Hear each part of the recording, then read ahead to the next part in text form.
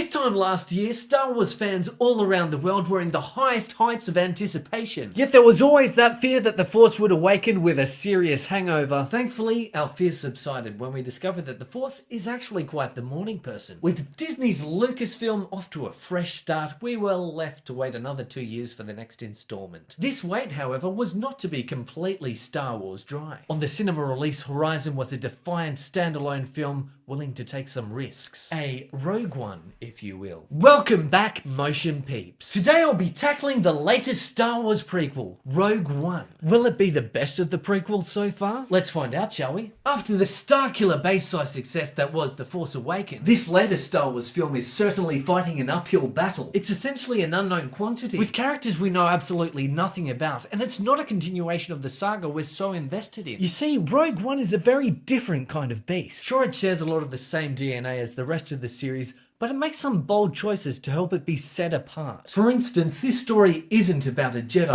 No spoilers! How is that a spoiler? I was just going to mention something that's not in the movie. Look, lots of people want to go into this movie completely blind. I'm sure they would. I'm also sure that the people who clicked on this video wouldn't have done so if they didn't want me to talk about the movie. Don't be so pedantic. Just be very careful with spoilers. Next time won't be a warning shot. As I was getting at before that rude interruption, Rogue One isn't about a Jedi's journey, but rather about a group of average Joes. Where this film distinguishes itself most, however, is in its tone. In true Star Wars prequel fashion, this is more of a serious affair. As opposed to George Lucas's prequel trilogy, however, this one is far more gritty and down to earth, or whichever planet the film decides to visit. This vibe nicely complements the film's commitment to really bring out the war in Star Wars. Not just in the sense that the battle sequences are more visceral and grounded in a war movie fashion, which they are, but the film also delves into the darker moral dimensions of war. Star Wars has always been about the battle between good and evil, the dark side versus the light. In this film, we finally get to see that grey area of war. We get a taste of the moral ambiguity of certain military figures that blurs the line between the good guys and the bad guys. In my opinion, it's the first time in the series where a film has effectively pulled this off.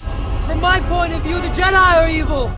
Nice try, Anakin. Thankfully, the film has a lot of welcome humour, our main source of which is a comic relief character named K2SO. Don't worry, he's a far cry from the farcical pratfalls of Jar Jar Binks. Ah, word! Oh, Misa hurt your feelings, hey? Think C-3PO with an attitude. He frequently steals the show, and the film is all the better for it. He's certainly not the only memorable character here, though. Martial arts legend Donnie Yen is also a highlight, and he's given the opportunity to play to his strengths. The central role of Jyn Erso, played by Felicity Jones, was certainly the meatiest, although her character is sometimes less interesting than the supporting cast. We're always invested in her individual story and the challenges she has to face. Felicity Jones's performance is always very solid, never cluing us into the fact that she's acting. Head of Lucasfilm Kathleen Kennedy has stated there won't be a Rogue 2, which is a bit of a shame because I'd really love to see more of these characters. But I'm also glad they're not planning on starting a whole new franchise within the franchise. Speaking of the franchise itself, you're probably wondering, how does this look and feel like a Star Wars film? Visually, it has a lot in common with The Force Awakens. It relies heavily on practical effects,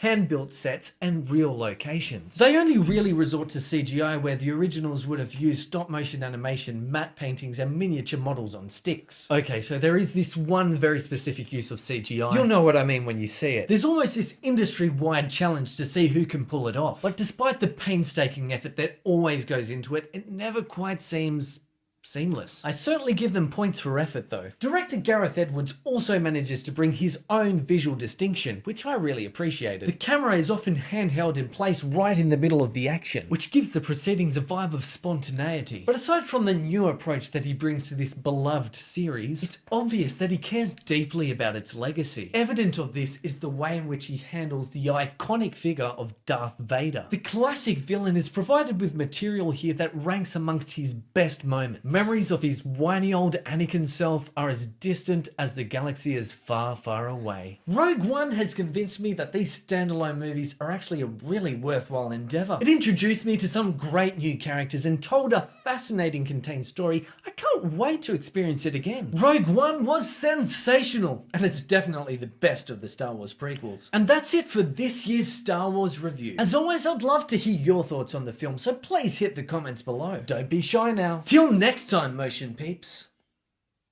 Oh, and at the end of the movie... Yeah, I deserve that.